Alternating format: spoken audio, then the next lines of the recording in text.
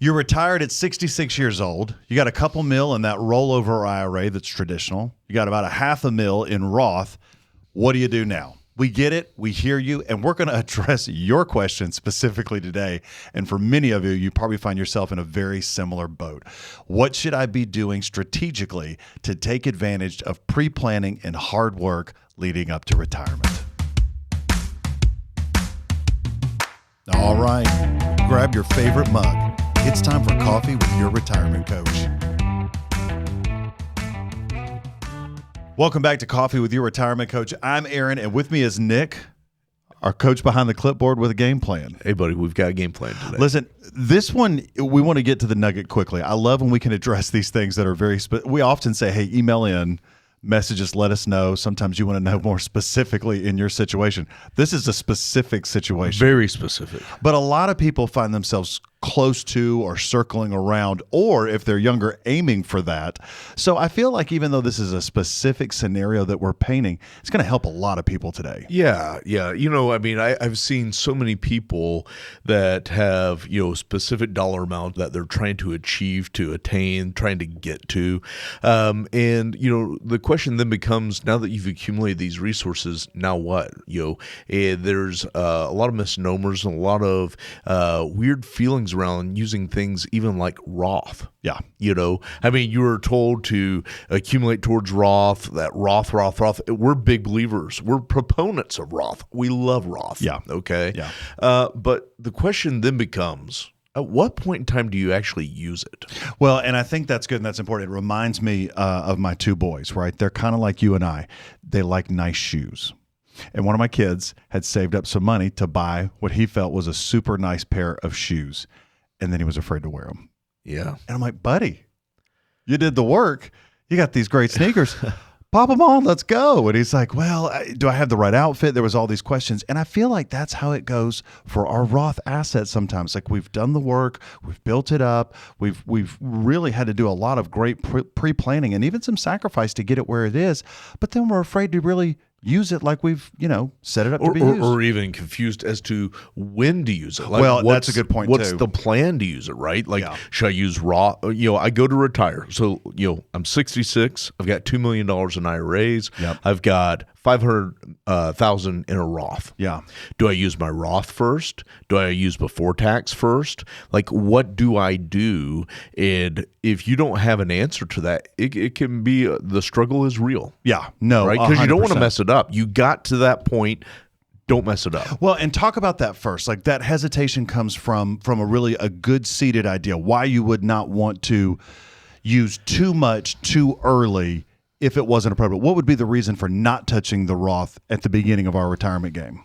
Well, I think there's a few different reasons, but, number one, which we won't go deep into today, but it would be, maybe it really hasn't accumulated to what you want it to be yet. Yeah. We want to continue to grow, to cook, and Nick, what's your favorite kind of food? Hey, favorite kind of food. Anything out of a crock pot or, the big green egg, man, I'm a fan. Yes. But, the secret is leave it alone. Let it cook, let it do its thing, and the longer that thing cooks, the better and better it gets. Yeah.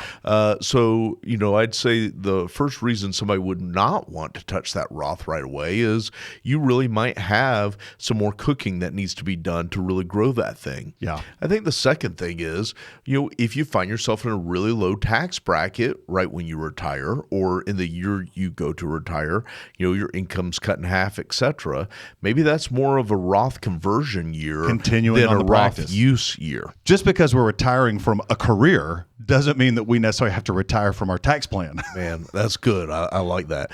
And by the way, the internet's probably going to find that on a short somewhere, maybe on Instagram. There you go. I like that was a mic drop. I like. Now, here's the situation, though. For some people, depending on income in a year, it might be appropriate to start taking from the Roth. Now, remember, this is Coffee with Your Retirement Coach. We like a good blend.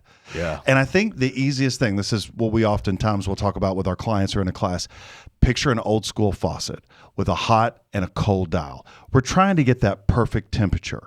In this case, it's the tax outcome, right? Nick, if we find ourselves, if we are in the process of looking down the barrel at a lower income year, well, in that particular case, we're going to take more from the traditional IRA. That would be the moment like what you were talking about before. So maybe more or all of it from the traditional IRA. Now, if we find ourselves in a higher income year, we can turn the heat up. That really hot commodity we can take from the Roth IRA. It is that ability to blend that makes us able to really work on our tax picture, and that's all taxes, income taxes, and Medicare premiums. We count those. Oh, yeah. Well, and that's something we've got to be so careful about. Those IRMAA calculations, a lot of newer retirees didn't know anything about. You know, hit that age 65, you've got Medicare, too much income, you're pushed into higher Medicare premiums. So we want to be careful around that, right? Those higher premiums that you pay, they come with better pills, better prescription medicine? No, I think it's the same It's pill. all this. Okay, then let's pay the least that we can legally pay. That's right. Yeah. That's right. So, Aaron, I love where you're going here, but, let's talk just a little bit more. When I think about, setting ourselves up for success, really I like how you frame this. One time you were talking about flexibility, and what I really think about is options. Yeah. And when you've got, $2 million in IRAs and $500,000 of Roth, congratulations. You have created for yourself options. Right. So that, as you're talking about, turning on the hot versus the cold spigot, it makes me really think about, being poised to meet with your professionals so that you can make the intentional decision every single year. Should I bend it more towards Roth? Should I bend it more towards traditional IRAs? Right. And I think that's where the coach comes in, Yeah. And the reason that I pause there and make the face, Nick, is because how many times is it, hey, let's deal with the aftermath? Yeah. Oh, yeah. This is what I did. Can you? No, we can't coach a play that already happened. Yeah. I did this. What do you think? Yeah. Well, it's too late, But what, I really think about is a coordinated approach. Having a plan of attack where your financial planner, your CPA, they're on the same page. You're the client. We want you to win. Yeah. Okay. And we look, okay, are we going to be in a lower tax year, higher tax year? And we're not asking this question April 15th about the prior year, right? We're forward looking over the next couple of years. Well, and let's further expand on that for like a newer retiree or someone who's about to enter in retirement. We're talking about what we're drawing distribution wise for the budget and possibly a large expenditure. If someone has needed to buy a new vehicle in retirement now, maybe they didn't, had a company car before or something like that. If there's a major purchase, anything that's coming out to fund our life, that's what we're talking about. I mean, and here's a real life example. This didn't happen too long ago. Had a client who wanted to bless their granddaughter with a new car. She went away to college. She is doing aces in terms of, her schoolwork, her studies. Great kid. Grandfather wanted to bless her. His income was really, really high that particular year, had some real estate income. He took some profit, et cetera. Okay. Yeah. And so we were looking, and he was pushing into a higher tax bracket, and he still really wanted to bless this granddaughter. He didn't want to go into any debt, so he didn't want to take a short-term loan to wait till the following tax year, which is kind of where my head was at first. But we decided to take a distribution from Roth, $25,000, go buy the car, and, then we had no tax impact when we did that. So that's a really good example that you were given, because real life, that just happened. And it takes somebody to help you look backwards and show you, hey, this $25,000 that we're pulling probably grew from something else, and the tax bill that was paid then, that bracket is probably lower than the bracket you would have been pushed into had we forced this from an avenue if we didn't have these options to blend. Right. No, that's really good, Aaron. So what I'd say from here is that, one, we want to be mindful and take into consideration, with our income, taxes on our Social Security, impact on Medicare premiums, and where we are within our tax brackets, our marginal tax brackets. So, those are the big takeaways as to when and why we might want to start using a Roth. Yeah. Now, the reason I think that this one resonated with you and I the most is because the person asking pretty closely mimicked a client that we've already had in a very similar situation. Now, they came to us a while ago, but a lot of what you were able to do with them could bring a lot of insight and a lot of hope to the person asking. Could you kind of share a little bit about their story in obviously a little bit more obtuse way? And I'll change it just to note that, protect the innocent. They aren't going to be identified easily or at all. But we did have a client a number of years ago, and the objective was to really get to that place where we had a meaningful amount of Roth. Right. Okay. And so this particular gentleman was early 60s at this point in time. Yep. And he had roughly about $2 million in IRAs. Yeah. And I think it was a little closer to about $600,000 in Roth. Saved well, made wise decisions, good investments, etc. And what we did is we put together a 10-year Roth conversion plan. Yeah. Okay. And one of the rarest things we still see, Aaron, is somebody have actually a tax plan. Right. So many people, especially in middle America, we concentrate on how much tax can we save today. Right. And that is not what affluent America does. They say, how much money in tax can I save over my lifetime? Right. That's the goal. That's the objective. So we put together this 10-year. Let me stop you right there. Yeah. It's a goal. It's an objective, not an idea of let's pay less taxes. Whether we're talking about now or over a lifetime, let's have a goal that we're trying to hit. And really, I'd like an episode like this where we talk about rubber hits the road, why, and the benefits of it on the other side. If you don't have a goal, you're not going to stick faithfully to the plan. No, 100%. And I like the mindfulness of, we get 10 years out and we hit 85% of our goal. You're probably much further away or closer towards what the goal was and in a much better position than had you never had the goal. Yeah. Right? Yeah. That forcing mechanism that makes you move forward. So with that, a retirement coach, provides that accountability, make sure you're on path to try to hit that goal. Right. So this particular client, we put together a 10-year Roth conversion plan, and we try to stay within what would today be considered about a 22% bracket. Sure. Okay. So we didn't want to bump into higher brackets. Yeah. We wanted to keep that effective tax rate healthy where it was, which, again, going by memory, it was roughly about 14 or 15%, I believe. And this client was paying the taxes out of bank assets. We were not doing withholdings. That's correct. They were doing it the way that we recommend. Yeah. And it's so rare that we would make that recommendation. Right. So we always want to take it from, non-tax advantaged assets when we pay that tax bill. But anyway, so here we are looking at what can we do to stave off things like required taxes from required minimum distributions, have a good healthy income, not be in higher income taxes. Right. Fast forward, about 80 years old, and here we are.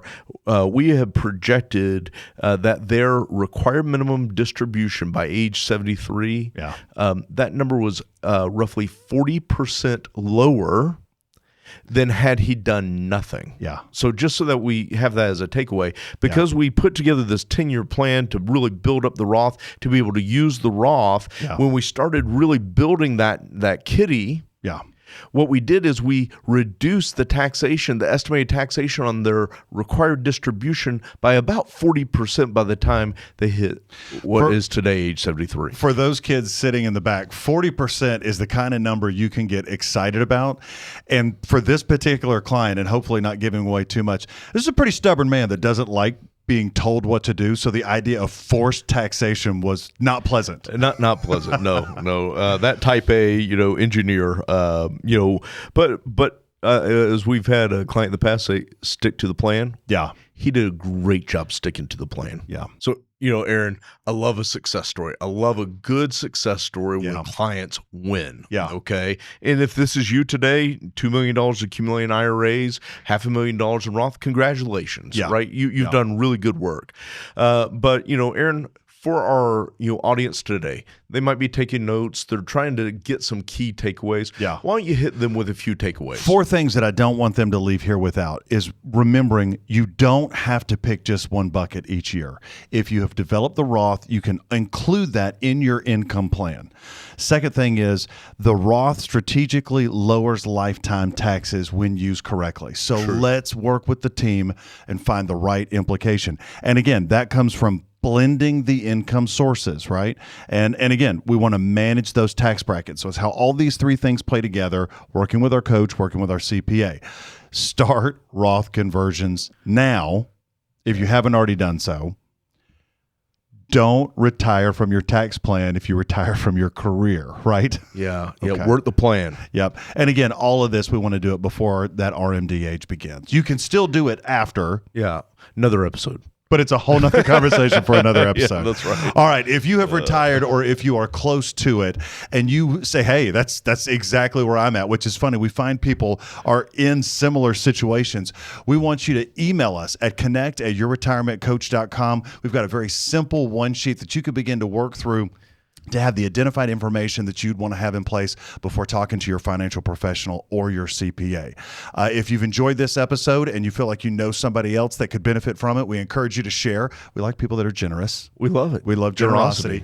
And again, if you don't want to miss a topic that the coach has put out, we want you to subscribe to the channel. Thanks for being here, and I pray that you stay coachable. I loved everything except for the mill. Tough. That's it. Why'd you say mill? $500,000. Because I'm edgy, Nick. I'm the bad boy of this podcast. Is it because you're wearing a black t-shirt? Here's the thing. We hope you enjoyed today's show, but you may have questions for our coaches, and they can be emailed at connect@yourretirementcoach.com. If you know someone that needs to hear this episode, we encourage you to share it. As a reminder, the content of this podcast is for educational and entertainment purposes only and should not be construed as advice. On behalf of our coaches, we want to thank you for listening and for being coachable. Yeoman's Consulting Group, a registered investment advisor YouTube channel based in Marietta, Georgia.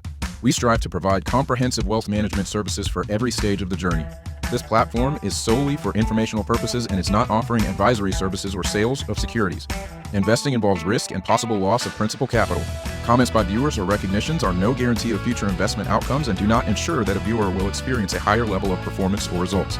Public comments posted on this site are not selected, amended, deleted, or sorted in any way. If applicable, certain editing of personal, identifiable information and misinformation may be deleted.